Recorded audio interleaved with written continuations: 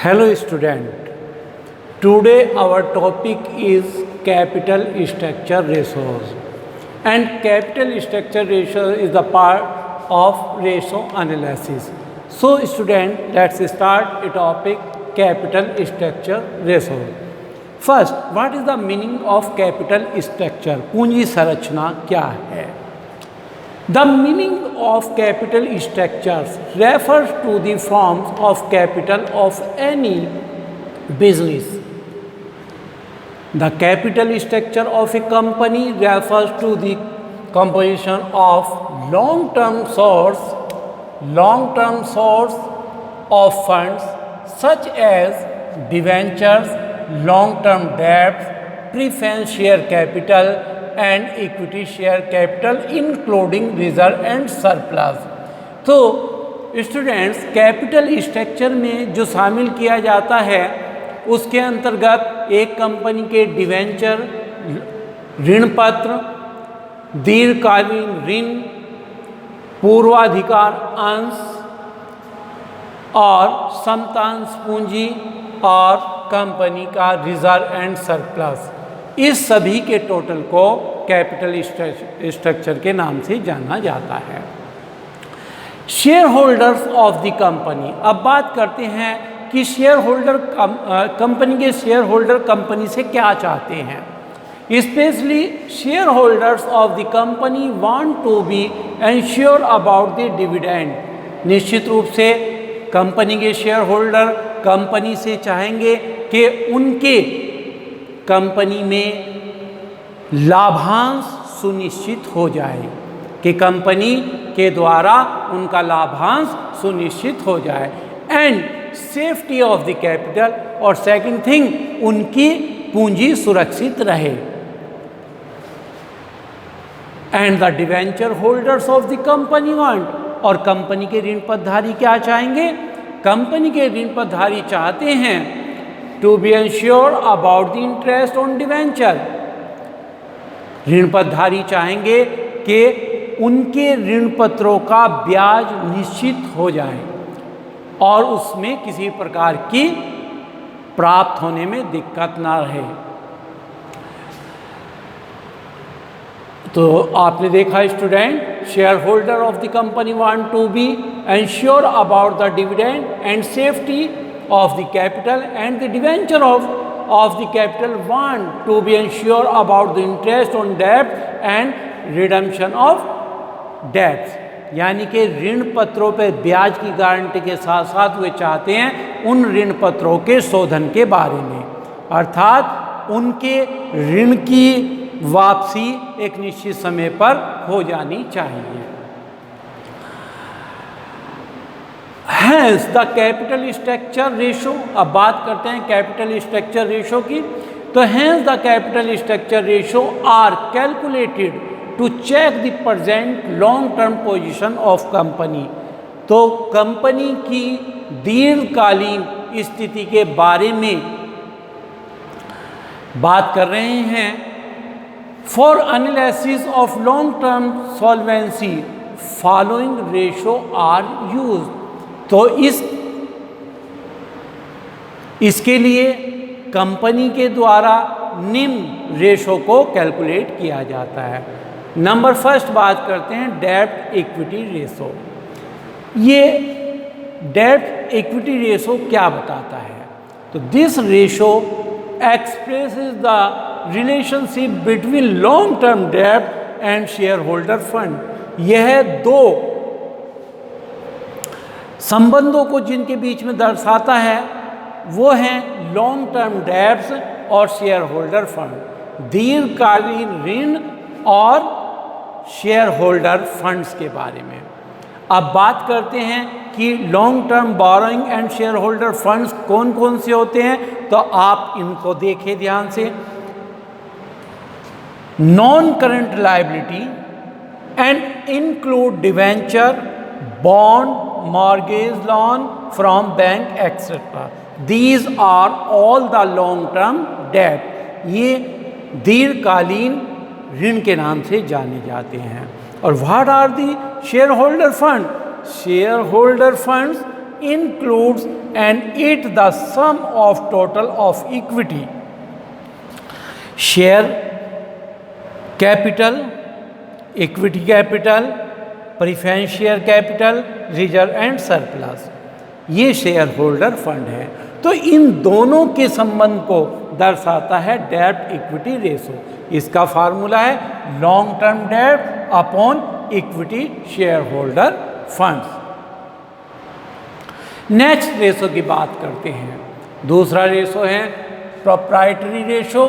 Proprietary ratio क्या कहता है? This ratio is also known as equity ratio.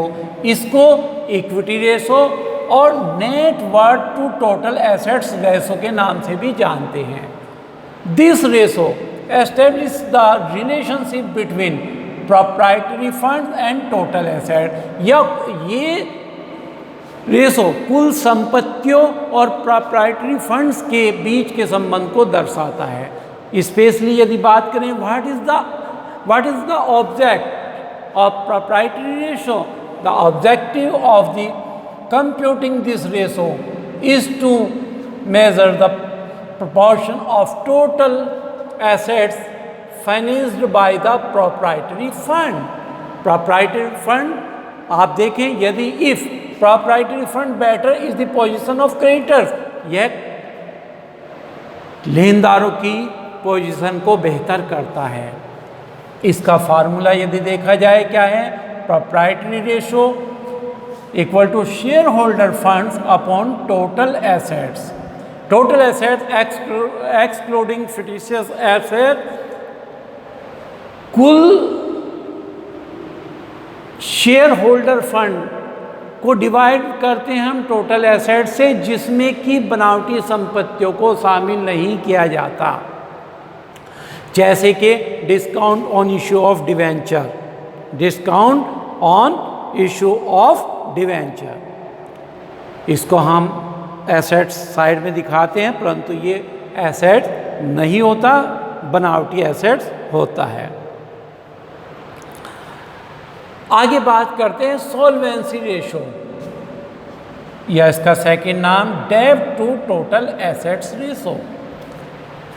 From this ratio, we can find out whether the amount released from sundry assets of the companies is sufficient to pay the external liabilities of the company or not.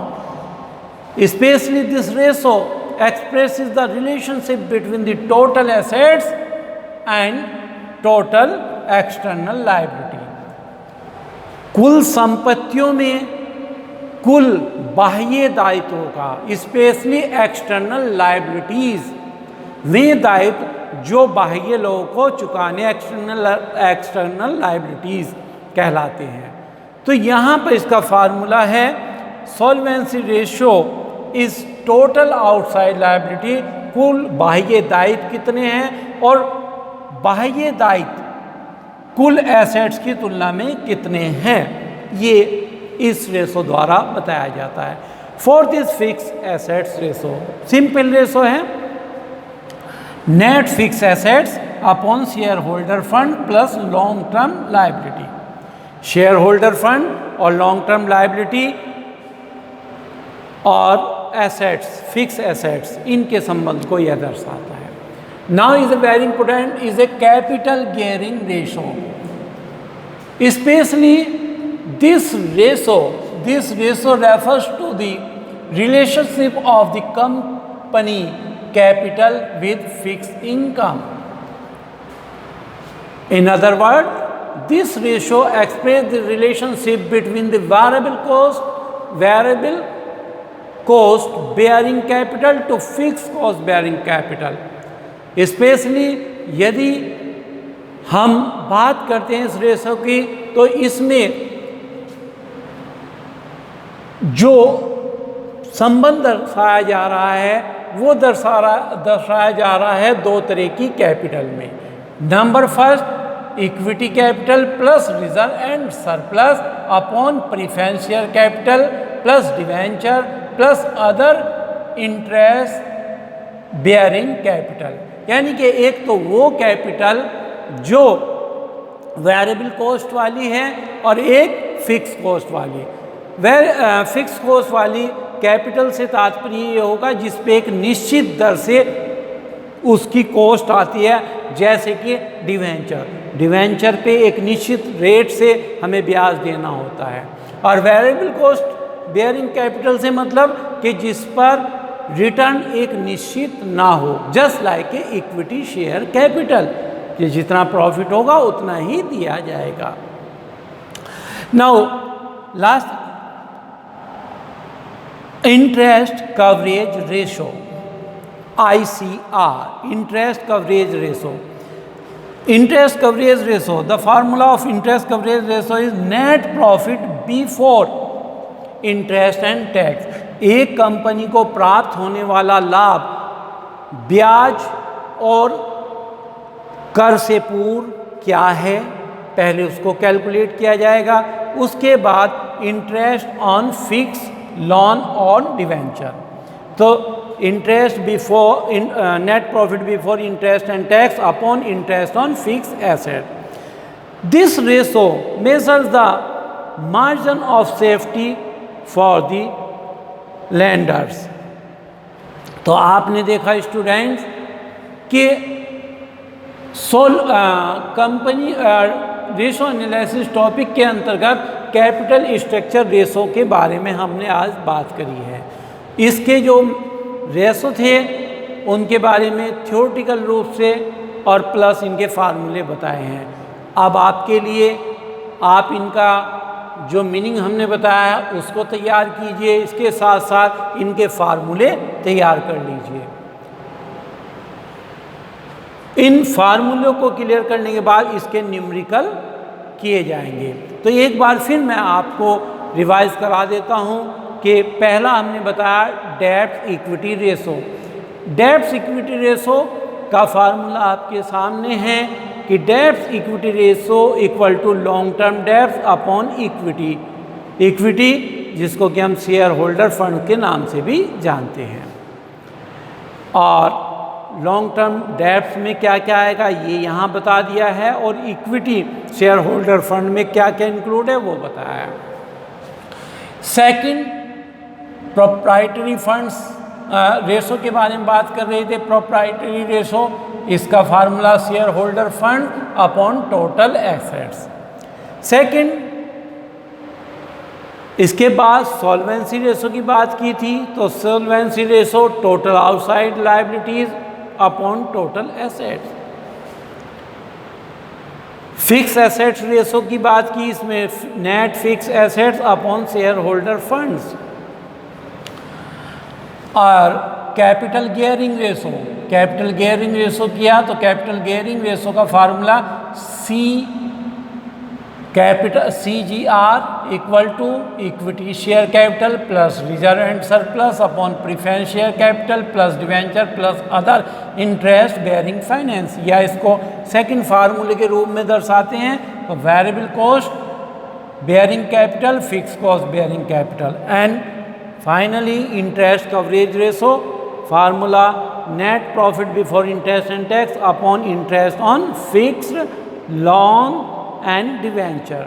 तो student in फार्मूलों को आप तैयार करें, इन के short note तैयार करें। अगले lecture में मैं आपको इनके न्यूमेरिकल कराऊंगा। Okay, thank you students.